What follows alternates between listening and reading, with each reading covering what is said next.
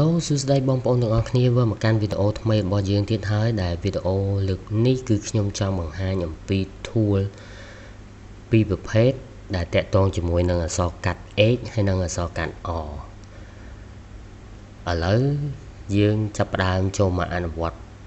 នៃវីដេអូរបស់យើងតែម្ដងទៅដែលខ្ញុំលើកឡើងអំពីការយករូបភាពមួយនេះខ្ញុំប្រើគេខ្ញុំធ្វើការដោះសោហើយខ្ញុំ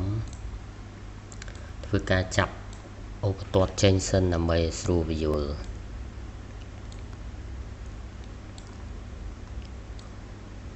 អូខេតោះឥឡូវយើងចូលមកកាន់នេះ tool នេះទាំងពីរ tool នេះវាមានអក្សរកាត់ H ហើយនិងអក្សរកាត់ O ដែលអក្សរកាត់ H ខាងលើគេហៅថា hand tool ហើយនិងអក្សរកាត់ O ខាងក្រោមគេហៅ rotate view tool អញ្ចឹងខ្ញុំចាប់ផ្ដើមលើកឡើងយកមកពន្យល់អំពី tool H មុនដែល tool H នេះគេហៅជា tool មួយដែលចាប់យកផ្ទាំងនៃ background រូបភាពធ្វើការបំលាស់ទីដោយខ្ញុំធ្វើការចាប់ផ្ដើម zoom យើង zoom បន្តិចបានយើងអាចធ្វើការបំលាស់ទីរូបភាពដោយប្រើ hand tool ហ្នឹងម្រាមដៃដូចបងប្អូនបានឃើញហើយតែពីច្រើនអ្នក design ជាទូទៅគេមិនសូវប្រើអាហ្នឹងទេគេប្រើពីច្រើនអក្សរកាត់អាតហើយធ្វើការបំវល់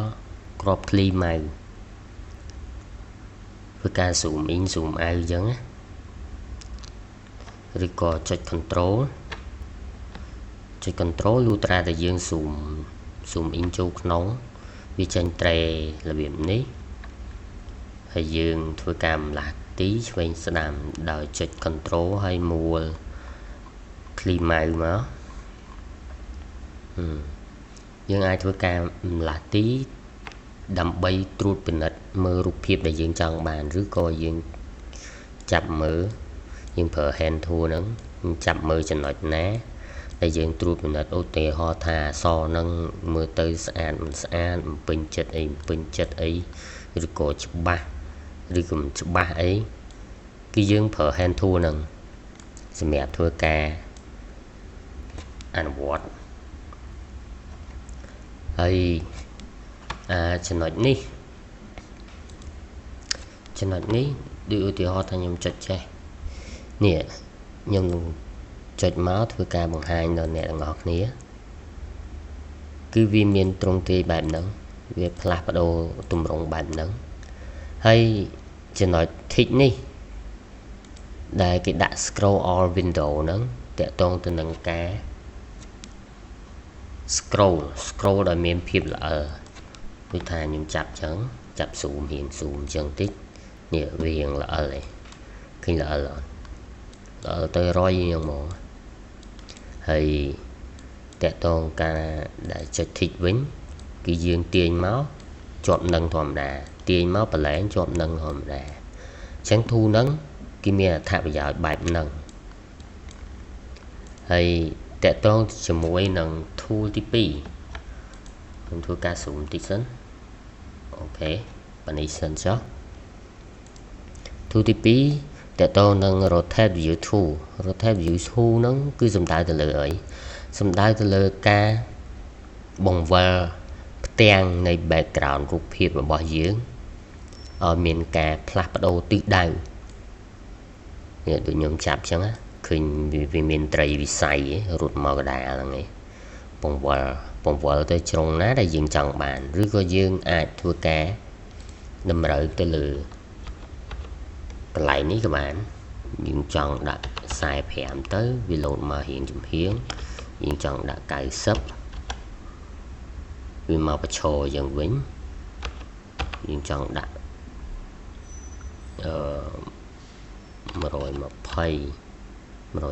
វាពិច្រាស់360 ដឺក្រេ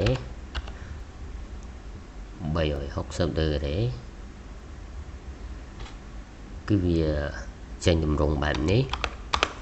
ហ ហើយវាសិនយើងដាក់0វាមកចំណុចនឹងថ្កល់ត្រឡប់មកសភាពដើមវិញចឹងទូពីរនេះគឺមានលក្ខណៈក្នុងការប្រើប្រាស់បែបហ្នឹង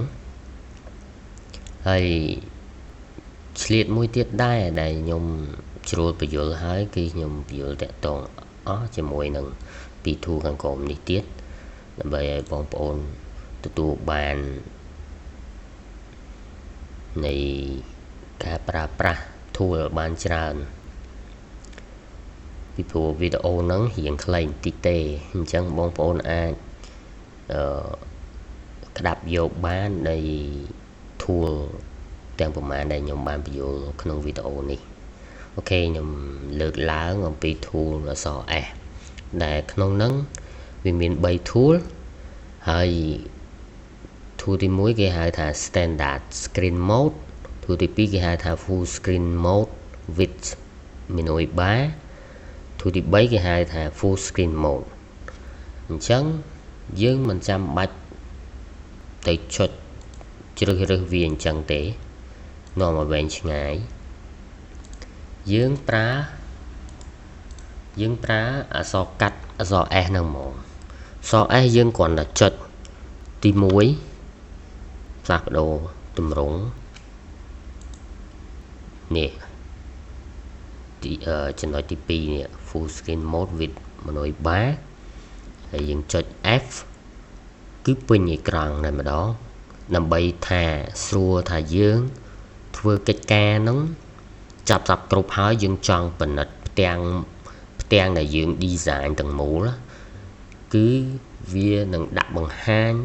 ពេញអេក្រង់រូបភាពតែម្ដងហើយយើងចុច S ម្ដងទៀតវាធ្វើការ back ត្រឡប់មកវិញមកសភាពនៃតារាងទី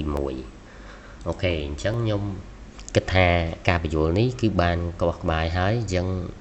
បងប្អូនទាំងអស់គ្នាអាចយកទៅអនុវត្តតាមតែវីដេអូដែលខ្ញុំបានបង្ហាញហ្នឹងទៅគឺដូចគ្នាហើយសម្រាប់តាក់ទងជាមួយនឹង tool មួយនេះគេហៅថា tool អក្សរកាត់ Q edit quick mask mode tool នេះសំដៅផ្ដោតទៅលើអីផ្ដោតទៅលើឧទាហរណ៍ថាខ្ញុំបង្កើតกระดาษ page មួយហើយខ្ញុំចុចលើអានេះ វាធ្វើការលោតក្រហមនៅចំណុចកន្លែងនេះនៃក្រហមហ្នឹងសំដៅទៅលើដូចថាយើងច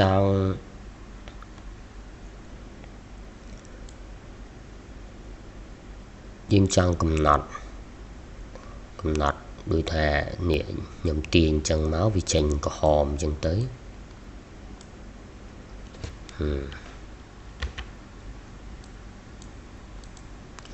វាចេញក្រហមអញ្ចឹងទៅឥ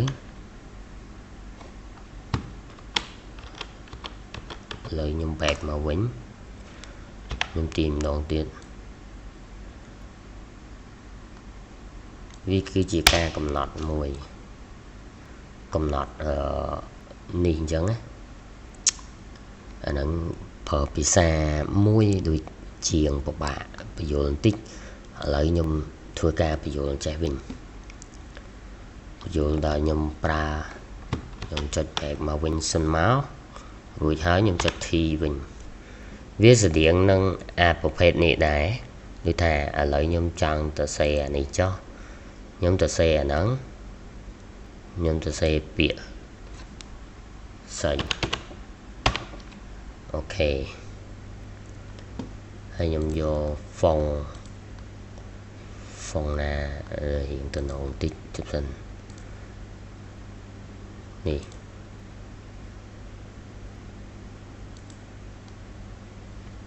អាយ៉ាសិនតោះ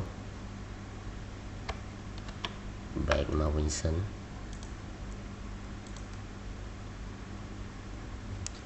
អូខេខ្ញុំចុចអក្សរ T ហើយវាយពាក្យស្អីមកអូខេ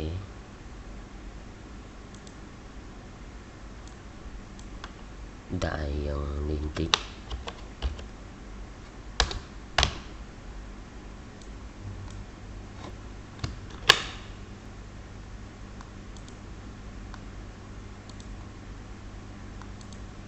đại dạng thông tích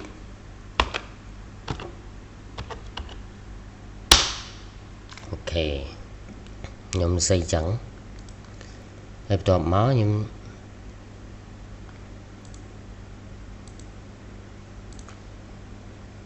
em chất này nè về ban không tầm rộng nè cái gì nè ngọt nè viết sự kiện nâng cá từ xây anh đi đài nè từ xây nâng đáy nè cái này nhóm từ xây cầm rủ mùi tiết này hơi nhóm chậm nè hay nắng đưa dương lên bò nữa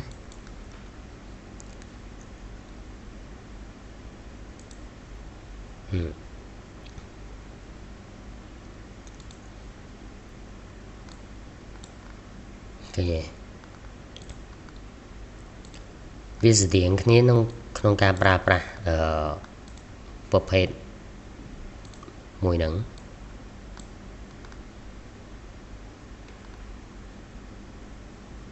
ចឹងអ្នកទាំងអស់គ្នាអាចយល់អំពីប្រភេទគេហៅថា tool អក្សរ Q ហ្នឹងវាដូចជាស្តៀងហ្នឹងនេះដែរចឹង mode tool គឺសំដៅទៅលើអញ្ចឹង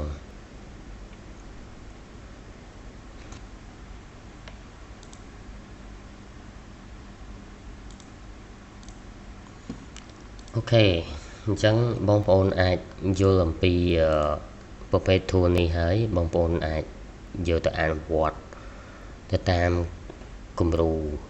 របស់ខ្ញុំបានហើយធ្វើការតេស្តលេងស្វែងយល់អំពីវាច្បាស់ឲ្យស៊ីជម្រៅតាមនឹងទៀតដែលបងប្អូនគិតថាការបញ្យល់របស់ខ្ញុំនៅចំណុច